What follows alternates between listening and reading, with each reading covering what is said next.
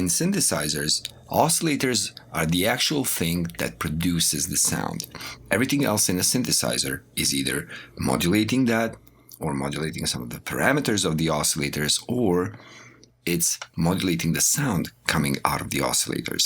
First thing to get familiar with in any synthesizer is the oscillators. So I have 3 different synthesizers right here, and right now they all sound the same. I can play it for you. So they all sound pretty similar. The reason for that is they are all playing the same waveform. And we talked about waveforms before, so they all play a sawtooth. What we need to get familiar now with is the basic controls of an oscillator. And what I can show you right now is that for each one of these, and I can make this one even smaller, let's say down to 80%, so we can fit them all on the screen, maybe. Nice. So we can see for each one of these, I have the massive, and for this one, I have the controls right there, because it's a native Ableton synth. So what I have in each one of these is not just one oscillator, but a couple. This one has 2, this one has 3, this one has 2, and some helping ones. We will get into the details of those later. For now, they all are playing a sawtooth, as you see right there. Now, the basic controls for each one of those is actually choosing which waveform it's going to play. So we can choose what kind of an oscillator it's going to be. It's going to be a sawtooth oscillator, a special waveform oscillator, sine wave, square. We can choose that for each one of these, as you can see. Now, we can also choose the pitch of that oscillator. Okay, the pitch is also determined by what note we send to it. We can send note C to all of these, and they all do play a note C. But what we can change in each one of these is going to be the actual pitch they actually produce. So we can change an octave for each one of these. In massive, let's say, for this oscillator, we change that by changing semitones. So 12 semitones up is going to be 1 octave up. For the massive, we can change the octave of this oscillator right here. You see the octave, I click and I drag up and down, so I change it for 1 octave up. And in this synthesizer too, I can change this by dragging this 1 octave up. Now they all play an octave higher sawtooth. We can go down with that too, so we can play an octave lower, just like that, logical. And for this synth too, an octave lower.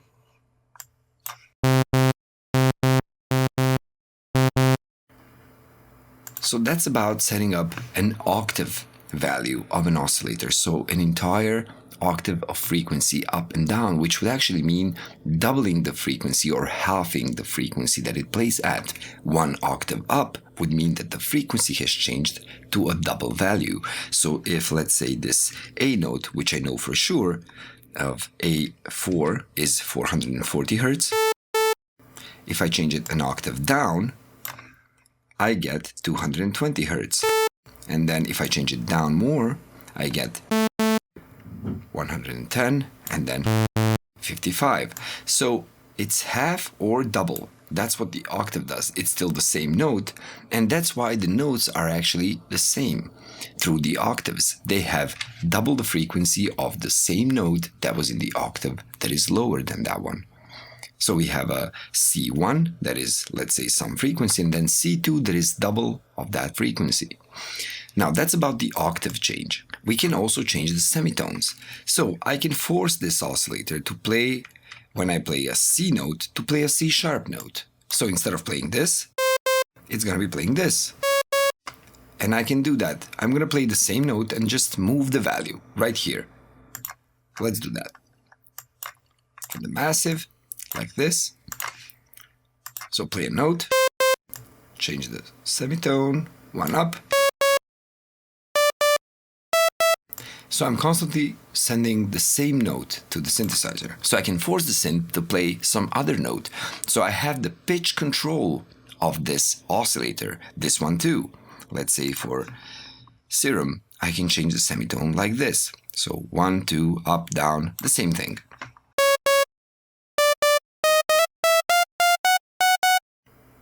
And we can do the same thing in this synthesizer too. So we have semitones that we can go up and down. The finest setting that we have for pitch is going to be cents. Now, we have, in this division, we have 100 cents for each one of these semitones. So one semitone of division, that's one note next to each other on the piano, is actually 100 cents apart. So this 100 cents thing, let me try to show you that on the massive first.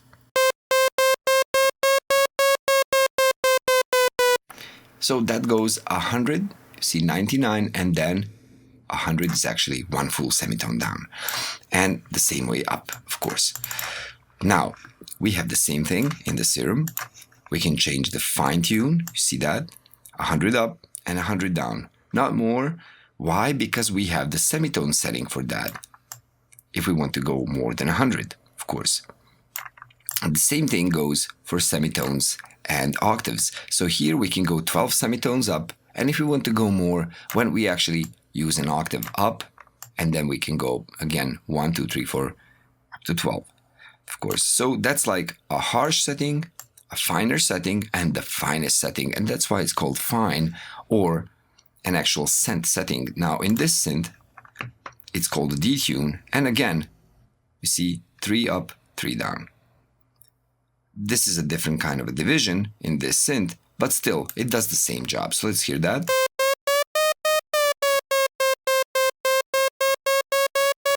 So inside of this synthesizer, you can actually go more than one semitone up in cents, as you can see that. In cents, I can go through actually 3 semitones, going 300 up, actually. So it's just a different kind of control where it gives you more option to actually change through the semitones, but you just don't have the option to go only 1 up, but you can go 2 or even whole 3 semitones up in cents. Just like that. So that's the pitch setting of each one of the oscillators in all of the synths, and it's completely the same. What else can we identify on these synthesizers that's actually completely the same on all of them? Well, it's the amplitude. We can change the amplitude of each one of these oscillators just like that. So that's the volume, the strength of the oscillator. The loudness of it. This synth as well. Let's see, in the Serum, we have the level. And the same thing right here.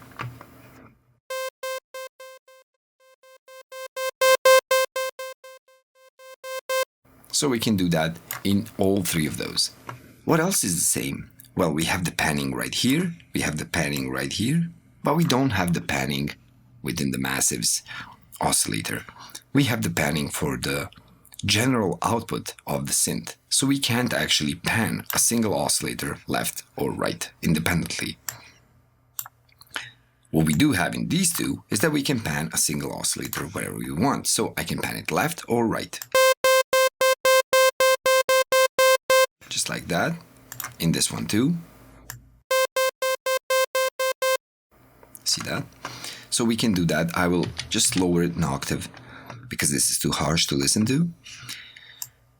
Another thing we can change in at least some of these synths, and let's see which ones, we can change the phase of the oscillator. So where the oscillator starts from every time we press another note. So we can change the phase where this oscillation is going to start from once we send a note to this synthesizer. So it's going to start from there and continue oscillating just like that as long as we hold the note from there. And you don't hear any difference, but when you have more than one, as we talked about already, you hear the difference in phase. We also have the phase in the massive synthesizer in a different place, of course. For the oscillators, we can restart those oscillators via a gate. So just like this one is restarting every time we play a note, starts from the same place. This one too, once we engage this. And then we can change the phase, as you can see, from a 0 to 360 degrees. And we can change where the oscillator is going to start from, just like on this image, but we don't have a visual representation of it. Like this for the massive. We don't hear the difference, but there would be one if we had more than one oscillator engaged, just like this.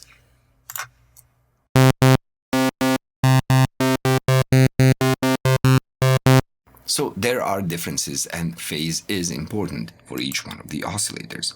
So we had the gain, we had the panning, we had the phase, we had the pitch control for each one of these oscillators on either one of them, but we do have some more controls. What we do have for all of these, and I will disengage all of this restarting the phase every time we send the note. And there's a reason I'm going to do that, because it's going to sound nicer for the next example I'm going to show you, and that's going to be the detune. Now, what does detune do? Well, the easiest way to represent it is within the Serum. Let me try to make it larger so you can see it even better now. 100%. Oh, come on, please. Yep. So, you can see the detune settings. Now, what does detune do, actually? Well, we can add more than one copy of this oscillator on the single oscillator itself to play not only one sawtooth, but more than one. And in the case of actual Serum, it's 16 of them. So it's going to play 16 of these sawtooths at the same time, but we can actually detune those. So what is it doing? Well, once we click this detune knob and pull it up, what it's actually going to do is going to take all of these saws that we're playing, all 16 of them, and it's going to play 2 of them a bit detuned from the center frequency. So it's going to move this fine setting up for one of them, then the same amount for the other one, then more for the next one, and then more for the next one in negative. So we're going to have all of these sawtooths divided like this, and none of them is going to be in actual normal tune, in the precise tune of the oscillator. All of them are going to be spread out around the central tune right there. So if I take an odd number of oscillators, one of them is going to be tuned just right, you see, right there in the middle. And all of the rest of them around it are just going to be spreading out. So detuning more and more and more, up and down, of course. And in the case of this synthesizer, all of those voices of this unison, all of those sawtooths that are being added are going to be panned left and right more and more as they are being detuned more and more. So this is what it sounds like. Normal, without it. I'm playing the wrong synth.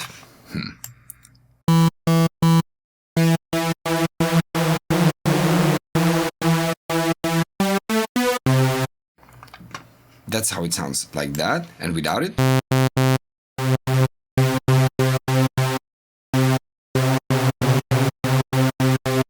So there is a huge difference of what the oscillator sounds like by itself and when it has a lot more of its copies added and detuned. That's what we called unison. Now we can do the same thing right here in massive. So we go to voicing, pitch cutoff, unisono, see that? We can up the number of voices up to 16, so we can decide how much we want it to detune actually from the center frequency for each one of those. So I can just move this fader. Okay, volume down please.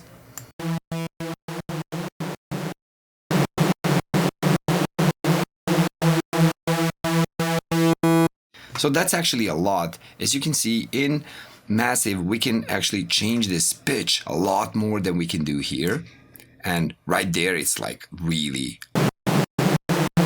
yeah, almost the whole semitone, of course, until the end. And we can change how much that affects. We can change the maximum amount of detuning.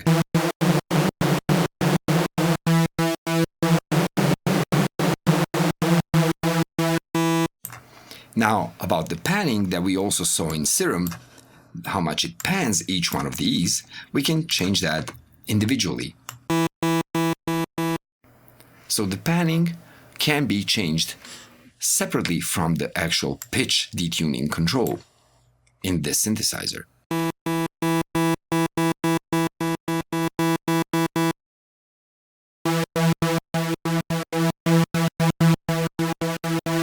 You can see it getting mono and stereo being more wide. Now what about the last synth we have for the unison? Well, right here at the ending, we have this unisono, you see, uni, And we can check that, and then we can spread it out by using this detune value right here. So we can click it and drag it up and back.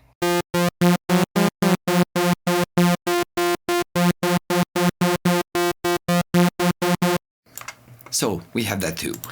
So you see, all of these synths really are different, but they're not that different at all in the end, because they do have some of the main controls completely similar.